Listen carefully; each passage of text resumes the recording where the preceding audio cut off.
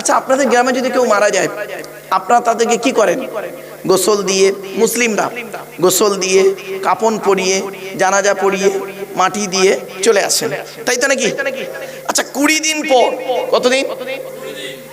20 দিন পরে কোনোদিন কবরের ধারে গিয়ে দুটো বাঁশ তুলে দেখেছেন মালটা কেমন আছে? আমি আপনাদের বলে যাচ্ছি, করবেন, দেখবেন। মাটি দিয়ে আসার 20 দিন পর, 20 দিন পর দুটো বাঁশ সরিয়ে উঁকি মেরে একবার দেখবেন মালটা কেমন আছে। শুনে নিন, মাটি দিয়ে আসার পর 8 থেকে 10 দিন পরে ওর মাথার চুলগুলো, হাতের লোমগুলো, গায়ের লোমগুলো, হাতের নখগুলো খসে খসে পড়ে যায়। 10 থেকে 12 দিন পর ব্রেনটা পচে গিয়ে নাক দিয়ে, কান দিয়ে, গাল দিয়ে গড়াতে থাকে অটোমেটিক। 18 থেকে 20 দিন পর পেটটা ফেটে যায়, পোকায় তৈরি হয়। 2 মাস পর সমস্ত চামড়া মাংস পোকায় খেয়ে নেয়। 6 মাস পর দেহের কয়েক কটা হাড় ছাড়া বাকি সব শেষ হয়ে যায়। কিন্তু পৃথিবীতে কয়েকটা দেহ আছে মাটিতে পচে না, টাটকা থাকে। মাটি ওই দেহগুলোকে খেতে পারে না। কোন কোন দেহ? আচ্ছা, আমি সেই দেহগুলোর নাম বলছি। আপনারা যারা বসে আমার ওয়াজ শুনছেন, নারী পুরুষ, ওই দেহর মধ্যে আপনার দেহটা হয় কি একটু দেখুন তো দেখি। কয়েক কটা দেহ পচে না। 1 নাম্বার হলো নবীদের দেহ মোবারক মাটি খেতে পারে না। প্রত্যেকটা নবী রাসূলের দেহ মোবারক মাটিতে আজও টাটকা রয়েছে। 2 নাম্বার হলো শহীদানদের দেহ মোবারক মাটি খেতে পারে না। শহীদান কত রকমের হয়? অনেক রকমের শহীদ হয়। শহীদি মরণ অনেক রকম, আমি কয়েক কটা বলছি দেখুন। দিয়াল চাপা পড়ে যদি কেউ মারা যায়, শহীদের মরণ। আগুনে পুড়ে যদি কেউ মারা যায়, শহীদি মরণ। কিছু বুঝতে পারছেন? পানিতে ডুবে যদি কেউ মারা যায়, শহীদি মরণ। পেটের রোগে যদি কোনো মানুষ মারা যায়, শহীদি মরণ। হঠাৎ কোনো রোগে যদি কেউ মারা যায়, শহীদি মরণ। অজানা রোগে,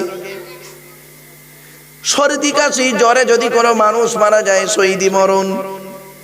বগলে ফোড়া হয়েছে, ফোড়ার যন্ত্রণায় যদি কেউ মারা যায়, শহীদি মরণ।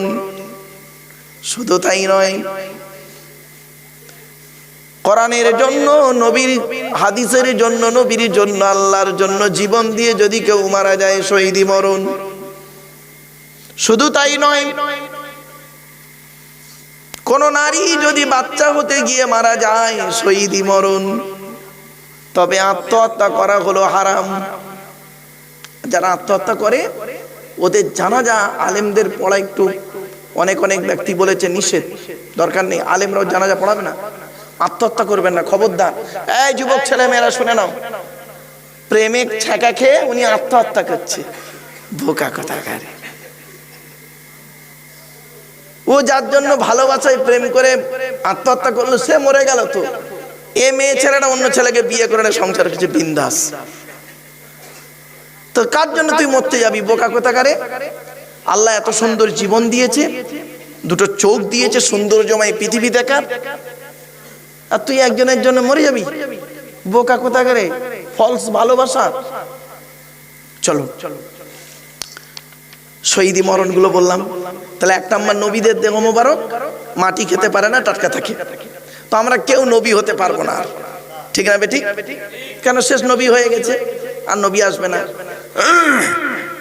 2 নাম্বার হলো শহীদান। এখন আমরা প্রত্যেকে শহীদি মরণ হতে পারবো কি তা জানি না, ঠিক না বেঠিক? 3 নাম্বার হলো মোকাম্মাল কোরআনী হাফেজের দেহ মাটি খেতে পারে না। কি হাফেজ? মোকাম্মাল কোরআনী হাফেজ। ওই ছেঁচড়া মার্কা হাফেজ সাহেবের কথা বলিনি। হাফেজ সাহেব ওই ইমামতি করছে, পাশের বাড়ির মেয়েটার প্রেগনেন্ট করে দিল, ওই হারামখোরটার কথা বলিনি। কিছু বুঝতে পারছেন বাবা? আমার ওয়াজ একটু ওপেন। মোকাম্মাল কোরআনে হাফেজের দেখো মাটি খেতে পারে না। একটা জ্বলন্ত প্রমাণ দেবো। হ্যাঁ, এই দেখেন, আমাদের দেশটার নাম ভারত, পাশের দেশ বাংলাদেশ, কুমিল্লা বলে একটা জেলা, নাম শুনেছেন? 14 বছরের একটা বাচ্চা ছেলে হাফেজ হয়ে বাড়ি ফিরেছে। পেটের রোগে 6 মাসের মধ্যে বাচ্চাটি মারা যায়। গ্রামের লোকেরা তাকে জানাজা পড়িয়ে মাটি দিয়েছে। 8 বছর পরে ওই হাফিজ সাহেবের কবরের পাশে একটা কবর খোলা হচ্ছিল। যারা কবর খুলেছিল হাফেজ সাহেবের, তারাই আবার ওই লোকটার কবর খুলছে। হাফিজ সাহেবের কবরের পাশে কবর খুলতে খুলতে হাফিজ সাহেবের কবরটা একটু খুলে পড়ে ভেঙে যায়। দেখছে হাফেজ সাহেবের কাপড়টা টাটকা রয়েছে, পচন ধরেনি। সঙ্গে সঙ্গে যারা কবর খুলছিল তারা ইমাম সাহেবকে ডেকে এনেছে ছুটে গিয়ে। ইমাম সাহেব ফোন করে কয়েকজন মুফতি সাহেবকে ডেকেছে। লোকজন জড়ো হয়ে গেছে। ওদের মধ্যে একজন মাওলানা সাহেব সাহস করে 2 জন আলেম কবরে নেবে হাফেজ সাহেবের মুখ থেকে কাপড়টা সরিয়ে দেখছে 8 বছর আগে যেমন কর্পূর দিয়েছিল, 8 বছর পরে সেই কর্পূর আজও টাটকা রয়েছে। কি বুঝলেন বাবা? 2টো সন্তান হলে একটাকে কোরআনে হাফেজ করাবেন। হাত জোড়ো করে বলে যাচ্ছি বাপ, এটা কি গঙ্গারামপুর গ্রামটার নাম? গঙ্গাধরপুর। আমি খালি গঙ্গারামপুর বলছি খালি, আসল কি জানেন, গঙ্গাধরপুর গ্রামের বাসীদেরকে বলছি, মুসলমানরা বাবা, 2টো ছেলে যদি জন্ম দাও অন্তত একটাকে কোরআনে হাফেজ করে যেও। কেন করবেন?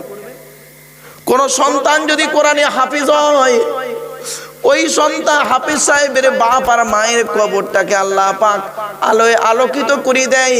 হাফেজ সাহেবের বাপ আর মায়ের মাথায় কিয়ামতের মাঠে আল্লাহ নূরের টুপি পরাবে। একজন হাফেজ সাহেব কিয়ামতের মাঠে 10 জন জান্নাতি জাহান্নামীকে জান্নাতে যাওয়ার সুপারিশ করার অনুমতি দেওয়া হবে। কোথায় আছেন আপনি? আপনার 2টো ছেলে, একটাকে সোনার কাজ, গুড়ির কাজ, বলের কাজ, ছেলাইয়ের কাজ, ঝালাইয়ের কাজ দিয়েছেন, হ্যাঁ, ধুলোর কাজ, আর একটাকে একটু হাফেজ সাহেব করাতে পারলেন না? হ্যাঁ, এতই আপনাদের টাকার আকাল পড়ে গেল, টাকা টাকা করে এত পাগল হয়ে গেলেন গঙ্গাধরপুরের মানুষেরা? হ্যাঁ, পেটে ধরলে মা হওয়া যায় না, জন্ম দিলে বাপ হওয়া যায় না। টাকা টাকা ক টাকা লাগবে আপনার? চোখ 2টো বন্ধ হয়ে গেলে সব শেষ। এখন একটা প্রশ্ন করব ছোট্ট, আপনি পেশাব ফিরলেন এক জায়গা থেকে, পায়খানা ফিরলেন এক জায়গা থেকে, ওই জায়গাটাই 3 বার না ধুয়ে আল্লাহ কেন বললো অজু করতে গেলে মুখ ধুতে হবে, হাত ধুতে হবে আর পা ধুতে হবে? এর সঙ্গে এর কিসের সম্পর্ক? এইটা শোনার জন্য ওয়াজটা শুনুন। আমি খুব চিৎকার চেঁচামেচি করে বলবো না বাবা, জানি না গ্রামটা শিক্ষার হার কতটা, তবে বৃক্ষ তোমার নাম কি, ফলে পরিচয়। বাপেরা, আপনাদের আচরণ আচার আচরণেই বুঝতে পারবে আমি আপনারা কেমন ব্যক্তি। আমার আচার আচরণে বুঝতে পারবেন আমি কেমন ব্যক্তি। ঠিক না? ঠিক। বাহ্যিক কিন্তু বোঝা যায় না মানুষকে, তার আচার ব্যবহারে বোঝা যায়। তো অজুর ফরজ 4টে শুনে ফেললেন। অজু করতে গেলে পানির প্রয়োজন, পানি না পেলে তায়াম্মুম করবেন। তায়াম্মুমের ফরজ কটা? 3টে। কি কি? 1 নাম্বার নিয়ত করা, 2 নাম্বার মুখমণ্ডল মোছা করা, 3 নাম্বার হাত মোছা করা। হয়ে গেল অজু, তায়াম্মুম। এবার আসছি গোসলের ফরজ। গোসলের ফরজ কটা? 3টে। এটা ভালো করে জেনে নিন। আগে নাপাক থেকে পাক হন, তার বাহ্যিক পাকটা হন। গোসলের ফরজ 3টে। কি কি? 1 নাম্বার গড়গড়া সহ কুল্লি করা, 2 নাম্বার নাকে নরম গোস্ত পর্যন্ত পানি পৌঁছানো, 3 নাম্বার সারা শরীরটাকে ভালো করে ধৌত করা। এই হলো বাহ্যিক পবিত্রতা, 3টে পদ্ধতি। এবারে আসছি অন্তরের পবিত্রতা। অন্তরের পবিত্রতা কিরকম? পৃথিবীতে পাপ কাজ করে করে অন্তরটা ময়লা হয়ে গেছে, কালো হয়ে গেছে, পাপী হয়ে হয়ে, পাপ করে করে। অন্তরটাকে পরিষ্কার করতে গেলে কি করতে হবে? আল্লাহর ভয়, আল্লাহর কথাগুলো, নবীর কথা মোতাবেক জীবনযাপন করতে হবে। ক্লিয়ার? বুঝতে পারছেন? নবীজি যেভাবে খেয়েছেন সেইভাবে আপনি খাবেন, নবীজি যেভাবে চলেছেন সেইভাবে আপনি চলবেন, নবীজি যেভাবে ঘুমিয়েছেন সেইভাবে আপনি ঘুমাবেন, নবীজি যেভাবে ব্যবসা বাণিজ্য করেছেন আপনি সেইভাবে ব্যবসা বাণিজ্য করবেন। নবীর কথা মোতাবেক জীবনযাপন করতে হবে আপনাকে আমাকে। এখন চলুন একটা একটা করে বলি আপনাদের। বাবা, পৃথিবীতে দুটো দল আছে, একটা হলো আল্লাহর দল, একটা হলো শয়তানের দল। কিছু বুঝতে পারছেন? কোরআনে আছে একটা হিজবুল্লাহ মানে হলো আল্লাহর দল, হিজবুল মানে দল, আর হিজবুল্লাহ মানে আল্লাহর দল, আর হিজবুল শয়তান মানে শয়তানের দল। তো বাবা, শয়তানের দলেদের কাজ কি? সব সময় মানুষকে পাপ কাজের দিকে নিয়ে যাওয়া। আর আল্লাহর দলের কাজ কি? মানুষকে সর্বদাই ভালো কাজের দিকে নিয়ে যাওয়া। এবারে আসছি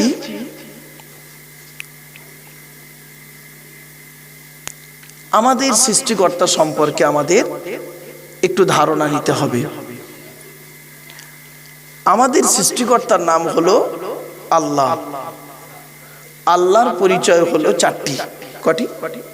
চারটি। কি কি? আল্লাহ নিজেই বলছেন, কুল, নবী তুমি বলো, হুয়াল্লাহু আহাদ, সে আল্লাহ হলেন একক। 2 নাম্বার, আল্লাহুস সামাদ, আল্লাহ হলেন অমুখপেক্ষী। আল্লাহ কারোর মুখপেক্ষী নন, আমরা সবাই তার মুখপেক্ষী। ঠিক না বেঠিক? 3 নাম্বার, লাম ইয়ালিদ ওয়া লাম ইউলাদ, আল্লাহ কাউকে জন্ম দেয়নি, আল্লাহকেও কেউ জন্ম দেয়নি। 4 নাম্বার, ওয়ালাম ইয়াকুল লাহু কুফুয়ান আহাদ, আল্লাহর সমকক্ষ কেউই নেই।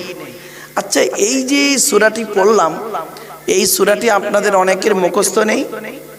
বলুন না, বলুন। তা আমি পড়লাম কি করতে আবার? কারণ দুটো। 1 নাম্বার বাংলায় অর্থ করে বলে দিলাম, আর 2 নাম্বারটা শুনুন।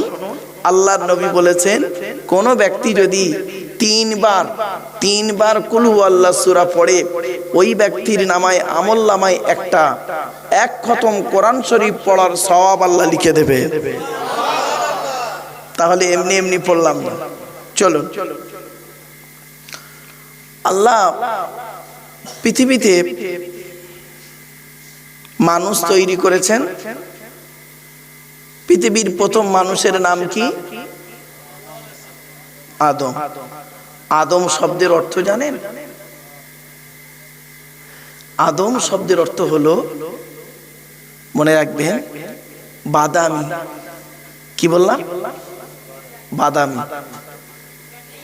আর আদম নবীকে আল্লাহ তৈরি করলেন মাটির 3টে স্তর দিয়ে। কটা স্তর? 3টে স্তর। ভালো করে শিখে নিন, জেনে নিন।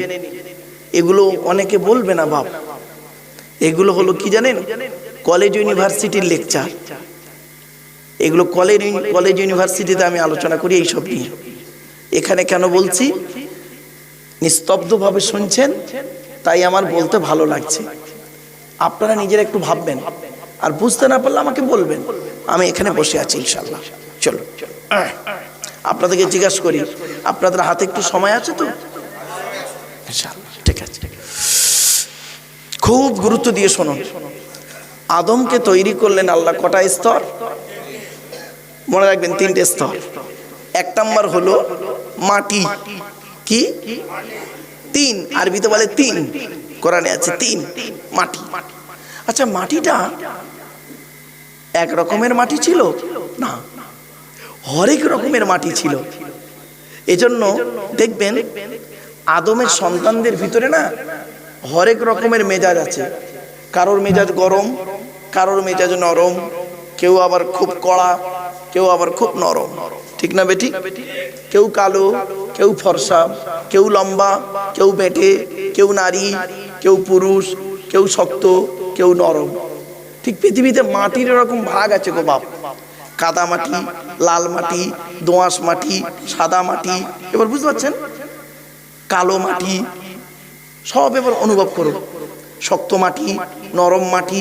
তো পৃথিবীর সমস্ত মাটিকে নিজুড় করে, মানে এক জায়গায় করে ওই মাটি দিয়ে আদমকে তৈরি হচ্ছে। কিভাবে তৈরি করছে দেখুন, শিখে নিন। প্রথমে মাটি আনা হলো, তারপরে মাটিটাকে কি করা হলো, ভালো করে কয়েকদিন পচানো হলো কাদায়। পচা কাদা, কি বললাম? পচা কাদা। কোরআনে আছে, 14 পারায় আছে, হামাইন মাসনুন, মানে পচা কাদা করা হলো। এই মাটিটাকে আল্লাহ করলেন। আচ্ছা, এই পচা কাদাটা কেন করলেন শুনে নিন বাবা। আমি একজন ফরেন্সিক ইনভেস্টিগেটিভ কুইজের আমি একজন অফিসার গো বাবা। আমার এই ড্রেসটা এমন দেখতে পাচ্ছেন মনি সাহেব বলে, এখন স্টেজে এই ড্রেস পরে আছি তো ওই জন্য। আমার গাড়ির সামনে একটা বোর্ড লাগানো আছে, দেখবেন, বিশ্ব মানবাধিকার পরিষদ, ন্যাশনাল প্রেসিডেন্ট দিল্লিতে, অর্থাৎ ওয়ার্ল্ড হিউম্যান রাইটস কাউন্সিলের আমি একজন ন্যাশনাল প্রেসিডেন্ট, হতভাগা। তো আপনাদেরকে এই কথাগুলো বলছি, খুব গুরুত্ব দিয়ে প্লিজ অ্যাটেনশন। পচা কাদা কেন জানেন? শুনে নিন। আচ্ছা, পৃথিবীতে একটা দুর্গন্ধময় বস্তুর নাম বলতে পারবেন? অত্যাধিক গন্ধ,